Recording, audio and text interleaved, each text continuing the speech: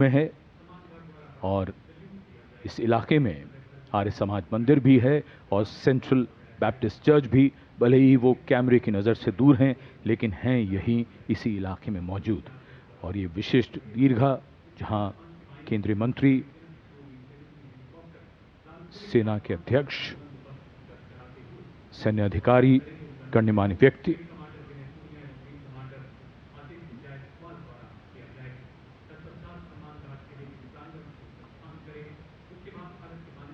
विशिष्ट अवसर और विशिष्ट व्यक्तियों की ये दीर्घा।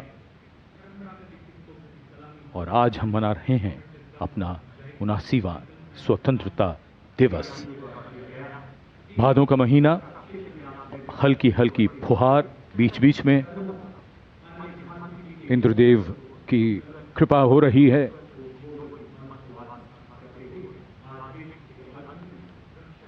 In fact, today we do more than just observe tradition and ceremony. We also momentarily pause to reflect and correct course, if required, on the true meaning of the words that end up punctuating our conversations on every 15th of August, freedom and independence. Words that seem fairly straightforward in their meaning, but highly nuanced in their meaning and delivery. When we became a free country, our leaders and national decision makers and their understanding of the layering and dimensions and the interpretation of all these was taken into account. These are the pillars which are the building blocks for the values and the principles on which this country designs its policies. The balance between change and continuity, change bringing in fresh ideas, helping us keep pace with the times, taking into account newer sensibilities and needs, and continuity, on the other hand, allowing us to be rooted and strong with a sense of belonging to something bigger than us. Flag hoisting ceremony.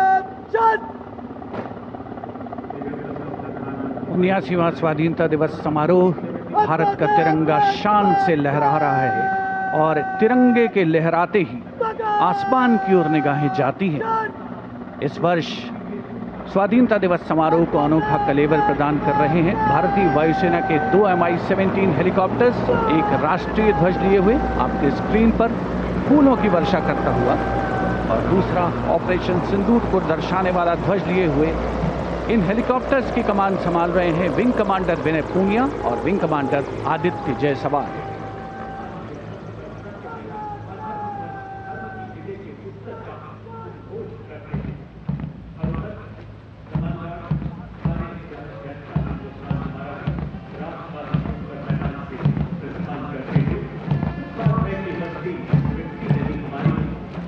The National Flag Guard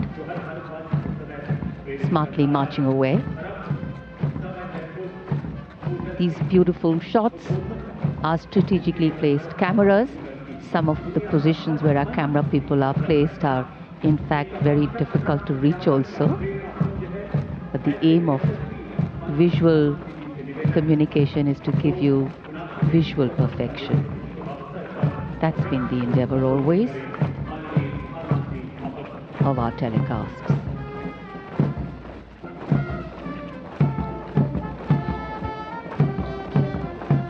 national flag guard के जवान सुनहरी संगीतमय धुन पर अनुशासित ढंग से ज्ञानपथ के सामने से प्रस्थान कर रहे हैं और उत्कंठा से प्रतीक्षा माननीय प्रधानमंत्री महोदय के उद्बोधन की।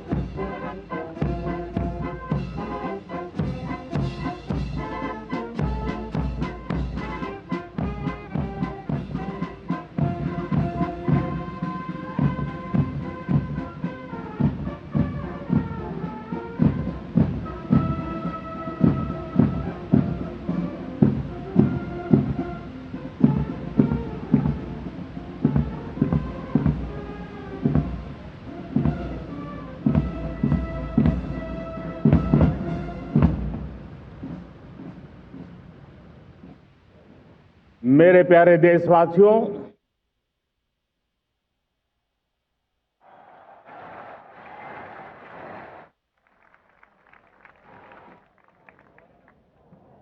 आजादी का ये महापर्व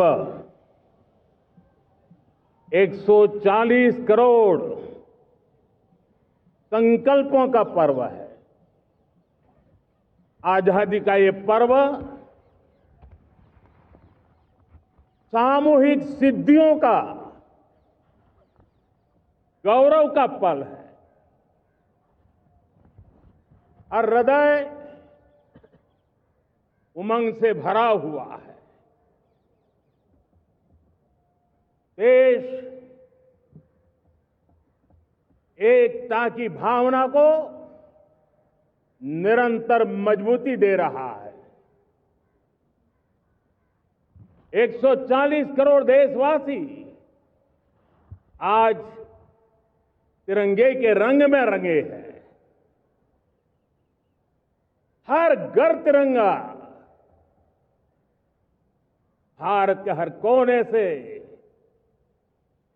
चाहे रेगिस्तान हो या हिमालय की चोटियां, समंदर के तट हो या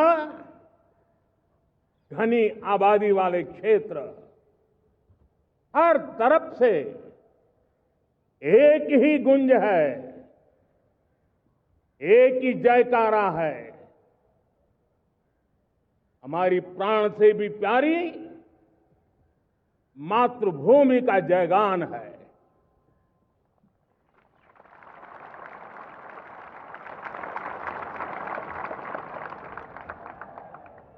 मेरे प्यारे देशवासियों, सन 47 में अनंत संभावनाओं के साथ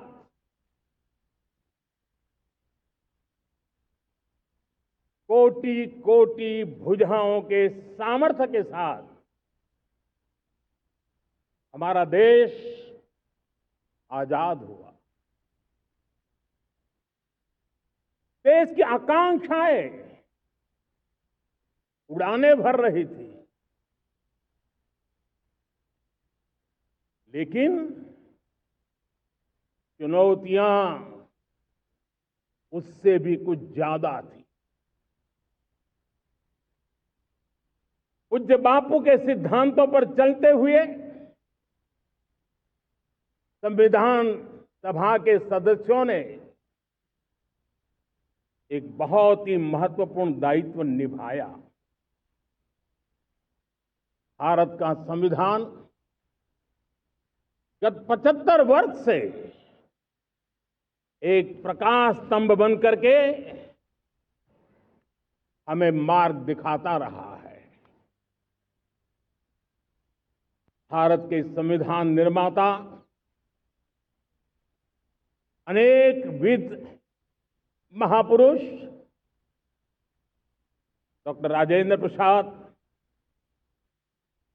बाबा साहब आंबेडकर, पंडित नेहरू, सरदार वल्लभ भाई पटेल, डॉक्टर सर्वपल्ली राधाकृष्णन जी, इतना ही नहीं, हमारी नारी शक्ति का भी योगदान कम नहीं था। हंसा मेहता जी, दाक्षायणी, वेलायुधन जैसी विदुषियों ने भी भारत के संविधान को सशक्त करने में अपनी भूमिका निभाई थी। आज लाल किले की प्राचीर से देश का मार्गदर्शन करने वाले, देश को दिशा देने वाला संविधान के निर्माताओं को आदरपूर्वक नमन करता हूं।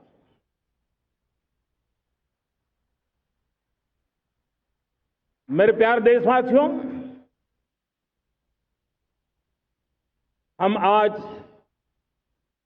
डॉक्टर श्यामा प्रसाद मुखर्जी की 125वीं जयंती भी मना रहे हैं। डॉक्टर श्यामा प्रसाद मुखर्जी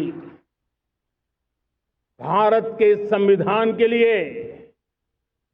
बलिदान देने वाले देश के पहले महापुरुष थे।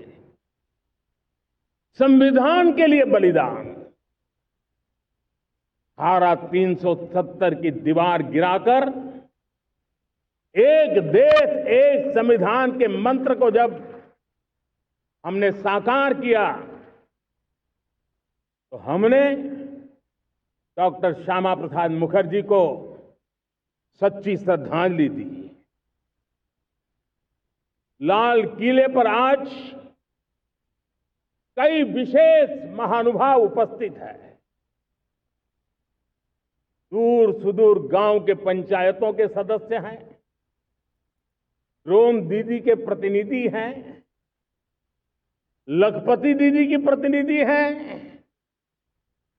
खेल जगत से जुड़े लोग हैं, राष्ट्र जीवन में कुछ न कुछ देने वाले यहां महानुभाव उपस्थित हैं। एक प्रकार से यहां मेरी आंखों के सामने मैं लघु भारत के दर्शन कर रहा हूं और टेक्नोलॉजी के माध्यम से विशाल भारत के साथ भी आज लाल किला जुड़ा हुआ है। मैं आजादी के इस महापर्व पर देशवासियों का, विश्व भर में फैलाए हुए भारत प्रेमियों का, हमारे मित्रों का हृदय से बहुत बहुत अभिनंदन करता हूं। साथियों, प्रकृति हम सब की परीक्षा ले रही है। पिछले कुछ दिनों में प्राकृतिक आपदाएं, भूस्खलन, बादलों का फटना, न जाने कितनी कितनी आपदाएं हम झेल रहे हैं। पीड़ितों के साथ हमारी संवेदना है। राज्य सरकारें और केंद्र सरकार मिलकर के बचाव के काम, राहत के काम, पुनर्वसन के काम में पूरी शक्ति से जुटे हुए हैं। साथियों, आज 15 अगस्त का एक विशेष महत्व भी मैं देख रहा। मुझे बहुत गर्व हो रहा है। आज मुझे लाल किले की प्राचीर से ऑपरेशन सिंदूर के वीर जाबाजों को सैल्यूट करने का अवसर मिला है।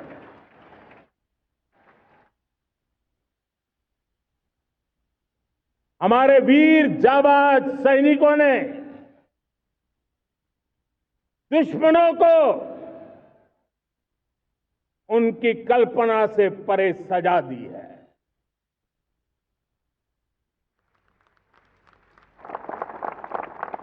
और इस अपील को पहलगाम में सीमा पार से आतंकियों ने आकर के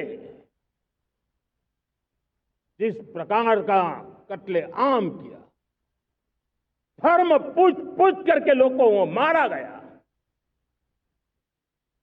पत्नी के सामने पति को गोलियां दी, बच्चों के सामने अपने पिता को मौत के घाट उतार दिया गया। पूरा हिंदुस्तान आक्रोश से भरा हुआ था। पूरा विश्व भी इस प्रकार से संहार से चौंक गया था।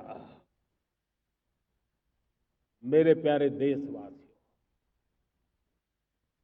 ऑपरेशन सिंदूर उसी आक्रोश की अभिव्यक्ति है।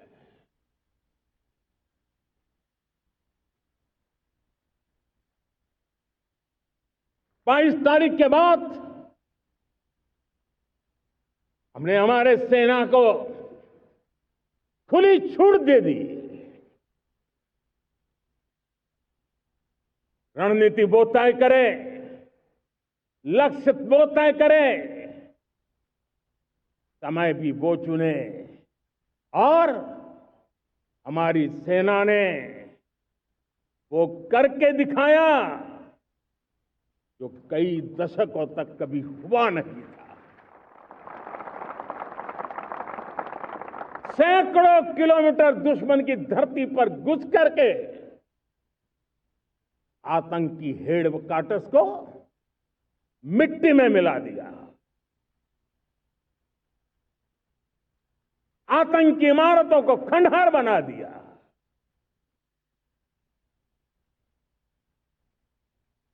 पाकिस्तान की नींद अभी भी उड़ी हुई है। पाकिस्तान में हुई तबाही इतनी बड़ी है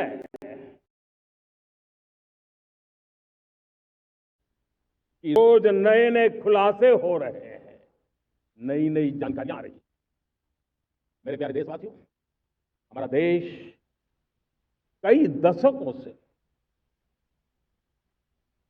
आतंक को झेलता आया हुआ है। देश के सीने को छलनी कर दिया गया है। अब हमने एक न्यू नॉर्मल प्रस्थापित किया। आतंक को और आतंकी को पालने पोसने वालों को, आतंकियों को ताकत देने वालों को अब हम अलग अलग नहीं मानेंगे।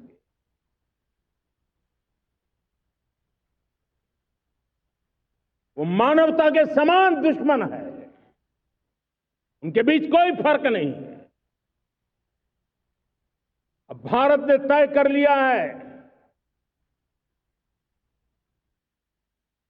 कि न्यूक्लियर की धमकियों को अब हम सहने वाले नहीं हैं। न्यूक्लियर ब्लैकमेल लंबे अरसे से चलाया, अब वो ब्लैकमेल नहीं सहा जाएगा।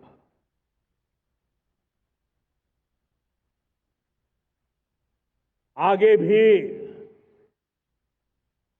अगर दुश्मनों ने ये कोशिश जारी रखी,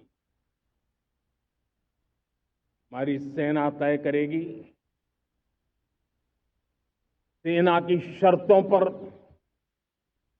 सेना जो समय निर्धारित करे उस समय पर, सेना जो तौर तरीके तय करे उस तौर तरीके से, सेना जो लक्ष्य तय करे उस लक्ष्य को अब हम अमल में ला करके रहने वाले हैं। हम मुंह तोड़ जवाब देंगे। मेरे प्यारे देशवासियों, भारत ने तय कर लिया है, खून और पानी एक साथ नहीं बहेंगे।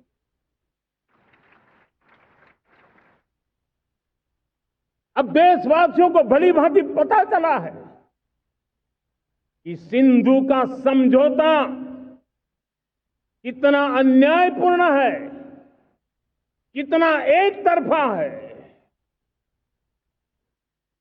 भारत से निकलती नदियों का पानी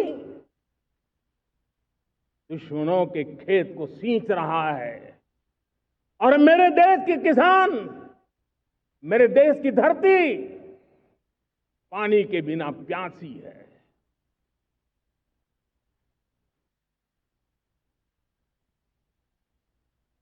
ये ऐसा समझौता था जिसने पिछले 7 दशक से मेरे देश के किसानों का अकल्पनीय नुकसान किया है।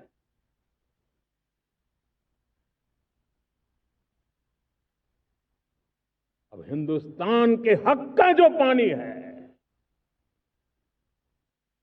उस पर अधिकार सिर्फ और सिर्फ हिंदुस्तान का है, हिंदुस्तान के किसानों का है। भारत कतई सिंधु समझौते को उस स्वरूप को दशकों तक सहा है, उस स्वरूप को आगे नहीं सहा जाएगा। किसान हित में, राष्ट्र हित में ये समझौता हमें मंजूर नहीं है। मेरे प्यारे देशवासियों, आजादी के लिए असंख्य लोगों ने बलिदान दी, अपनी जवानी खपा दी, जेलों में जिंदगी गुजारी है, फांसी के तख्त पर लटके हैं, कुछ लेने पाने बनने के लिए नहीं, मां भारती के स्वाभिमान के लिए, कोटि कोटि जनों की आजादी के लिए, गुलामी की जंजीरों को तोड़ने के लिए। और मन में एक ही भाव था, स्वाभिमान। साथियों, गुलामी ने हमें निर्धन बना दिया, गुलामी ने हमें निर्भर भी बना दिया, औरों पर हमारी निर्भरता बढ़ती गई। हम सब जानते हैं, आजादी के बाद कोटि कोटि जनों के पेट भरना बड़ी चुनौती थी। लेकिन यही मेरे देश के किसान हैं जिन्होंने खून पसीना एक करके देश के अन्न के भंडार भर दिए।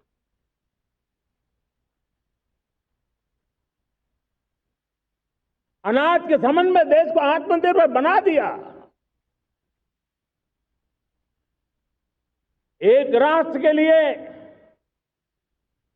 आत्मसम्मान की सबसे बड़ी कसौटी आज भी उसकी आत्मनिर्भरता है। और मेरे प्यारे देशवासियों, विकसित भारत का आधार भी है आत्मनिर्भर भारत।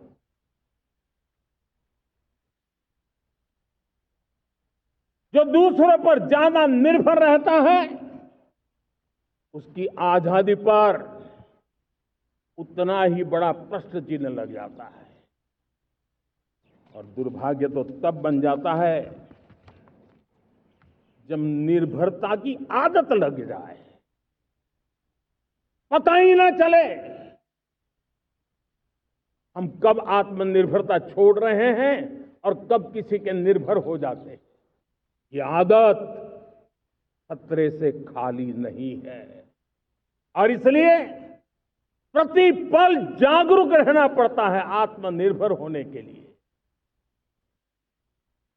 और मेरे प्यारे देशवासियों, आत्मनिर्भरता का नाता सिर्फ आयात और निर्यात, रुपये, पैसे, पाउंड, डॉलर यहां तक सीमित नहीं है। इतना सीमित अर्थ उसका नहीं है। आत्मनिर्भरता का नाता हमारे सामर्थ्य से जुड़ा हुआ। और जब आत्मनिर्भरता खत्म होने लगती है तो सामर्थ्य भी निरंतर क्षीण होता जाता है। और इसलिए हमारे सामर्थ्य को बचाए रखने, बनाए रखने और बढ़ाए रखने के लिए आत्मनिर्भर होना बहुत अनिवार्य है। साथियों, हमने ऑपरेशन सिंदूर में देखा है मेड इन इंडिया की कमाल क्या थी। दुश्मन को पता तक न चला कि कौन से शस्त्रास्त्र है, ये कौन सा सामर्थ्य है जो पलक भर में उनको नष्ट कर रहा है। सोचिए, अगर हम आत्मनिर्भर होते न होते तो क्या ऑपरेशन सिंदूर इतनी त्वरित गति से हम कर पाते? पता नहीं कौन सप्लाई देगा नहीं देगा, साजो सामान मिलेगा नहीं मिलेगा, इसी की चिंता बनी रहती। लेकिन हमें मेड इन इंडिया की शक्ति हमारे हाथ में थी, सेना के हाथ में थी।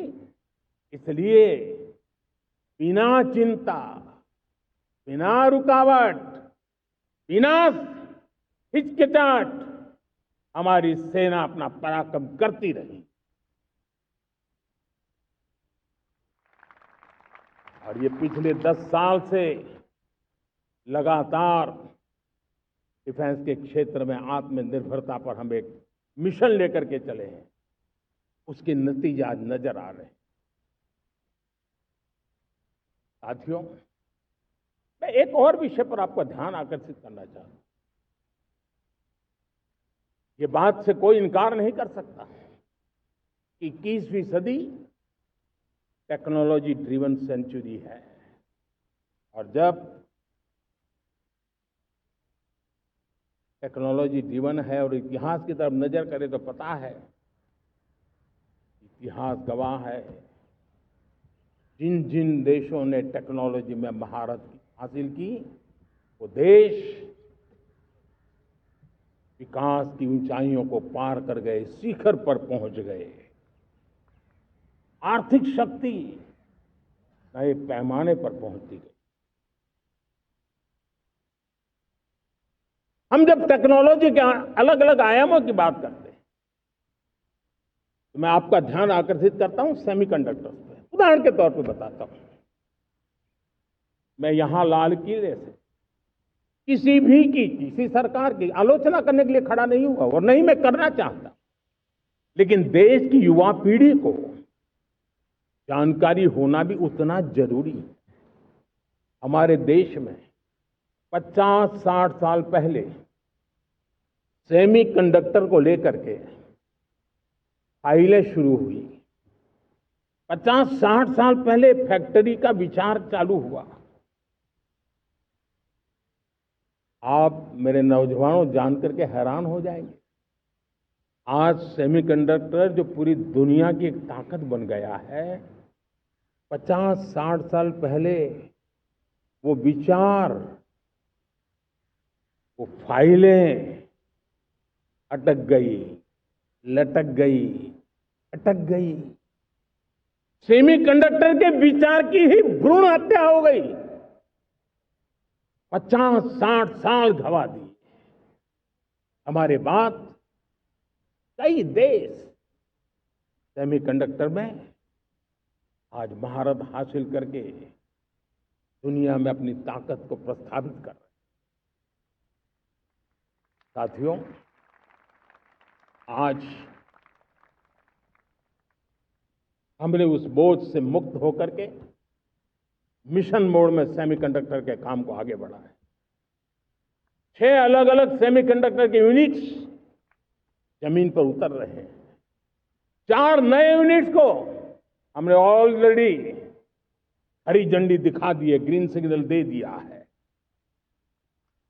और देशवासियों और मेरे खास करके नौजवानों और विश्व भर में भारत की टेक्नोलॉजी की ताकत को समझने वाले लोगों को भी कहना चाहूंगा, इसी वर्ष के अंत तक मेड इन इंडिया भारत की बनी हुई, भारत में